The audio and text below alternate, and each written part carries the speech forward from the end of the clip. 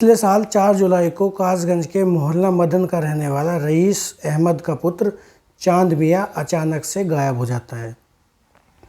जब उसका पुत्र गायब हो जाता है वो तो अपने पुत्र को चारों तरफ ढूंढने की कोशिश करता है, लेकिन उसका पुत्र उसको नहीं मिलता। इसकी वह 14 जुलाई पिछले साल ही 14 जुलाई को अपने पुत्र की गुमशुदगी की रिपोर्ट दर्ज कराता है, जिसके बाबत में पुलिस के हाथ कोई भी सफलता हाथ नहीं लगती। पुलिस को उसके बारे में कुछ नहीं पता चलता। ऐसे धीरे धीरे इस घटना को करीब 1 साल बीत जाता है। तो अभी बीते ही 5 मई को जो रईस है उसको कहीं से कुछ सूचना मिलती है, अपने पुत्र के बारे में कुछ सूचना मिलती है कि उसके पुत्र का कत्ल किया गया है।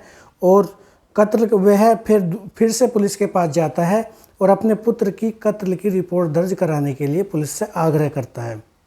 वह बताता है कि कोतवाली जोरों का ढीलावली गांव का रहने वाला मदन लाल नाम के एक शख्स ने उसके पुत्र की हत्या कराई है। पुलिस उसके रईस के दिए हुए रिक्वेस्ट पर पत्र पर रिपोर्ट दर्ज कर लेती है और हत्या का मुकदमा दर्ज करके मदन लाल को हिरासत में ले लेती है।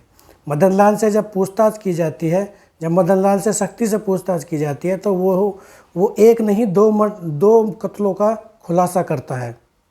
वो जो खुलासा करता है उसको सुनकर देखकर सब हैरान हो जाते हैं।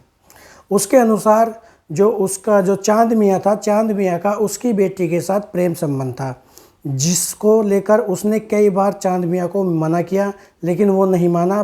फिर भी उसकी बेटी के साथ प्रेम संबंध में पड़ा रहा। उसके मना करने के बावजूद चांद मियां के नहीं मानने पर उसने, जो मदन लाल था, उसने अपने एक दोस्त बुद्ध सेन के साथ मिलकर उसकी हत्या की योजना बनाई। उसको एक नदी, काली नदी के पास ले जाकर उसकी हत्या कर नदी में उसके शव को बहा दिया।